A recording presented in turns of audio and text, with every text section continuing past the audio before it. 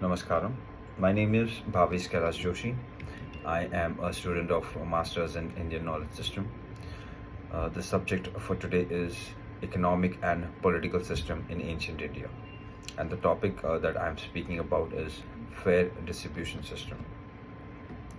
So to introduce the topic, the principle of distributive justice, a concept closely associated with communism and socialism in the modern era, is often thought to have originated with these ideologies. However, this association overlooks an earlier and profound origin of the idea, that is, the sages of ancient India. Long before the ideas of Karl Marx or socialist thinkers, Indian philosophers were actually advocating for equitable distribution of social welfare. They envisioned a socio-economic structure that ended the basic needs of individuals, such as food, clothing, shelter. All these requirements were met. So, going forward, one of the core tenets of ancient Indian philosophy was the recognition that the human beings are physical beings with needs. As the saying goes, Sharir Madhya Karudham Ma Tvasadhanam, which translates to the body is the foundation of all efforts. The phrase underscores the essential importance of ensuring that individuals have access to the fundamental necessities for survival. The sages of India understood that for any meaningful work to be undertaken, whether intellectual, spiritual, or societal, one must first ensure physical well being. The simple but profound principle is at the heart of the systems they devised for equitable wealth distribution. The first system proposed by Indian philosophers to address the distribution of these resources in a society was the moral order. Now, this particular order relied on individuals acting voluntarily, guided by moral, religious, and humanistic principles to contribute more than what was required for their for their own personal sustenance. This was not about compulsion, but about cultivating a sense of duty towards the society. There was a ritual called as the Easter. Basically, it's the ritual and charity. The concept of Easter in Indian philosophy is central to understanding the moral order.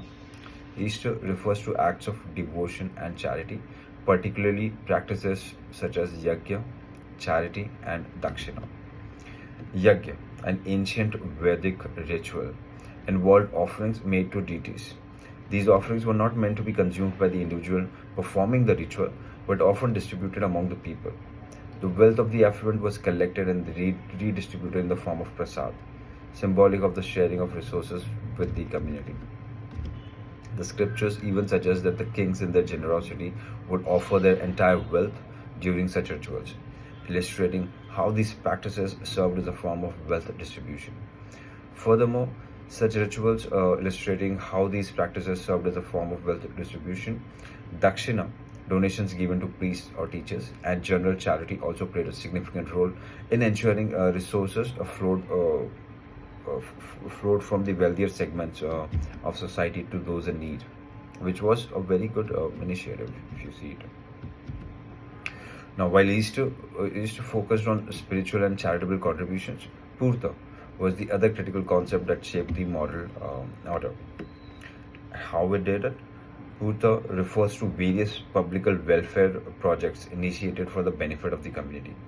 These initiatives included building wells, ponds, step wells, canals, animal drinking places, cowsheds, free hospitals, free schools, gardens, and other infrastructure.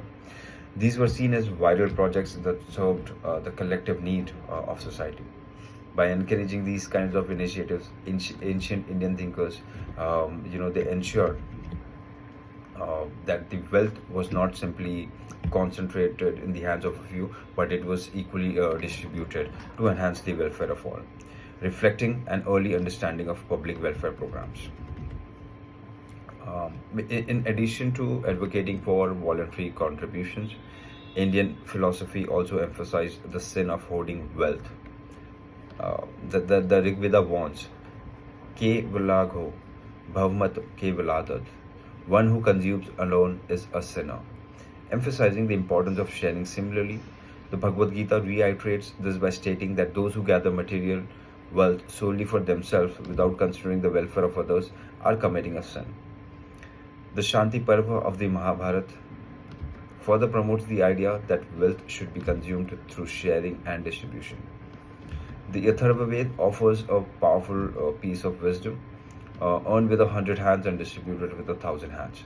The maxim reinforces the idea that wealth should be circulated within society, benefiting all rather than being hoarded by a selected few. While the moral order relied on voluntary contributions, ancient Indian philosophy also acknowledged the necessity of a legal order to ensure equitable distribution in case where individuals fail to contribute fairly. Particularly those who hoarded resources for personal gain, legal measures were necessary to correct such imbalances. If someone persisted in accumulating more with the wealth than necessary, despite guidance and advice, the Vedas suggested punitive measures such as restricting the individual's movement or even imprisonment. Ancient texts like Manusmriti, Mahabharata, and Shukraniti offered clear instructions on how to retrieve wealth from individuals who refuse to invest in social welfare and redistribute it to the community. The Indian sages envisioned a society where the wealth of the affluent would serve not only to support personal comforts but also to uplift those less fortunate. This notion was captured beautifully in the scriptures.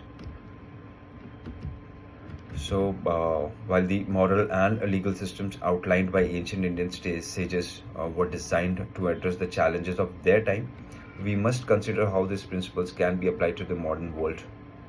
Today, we face new challenges, including increasing economic inequality, environmental concerns, and the need for global cooperation.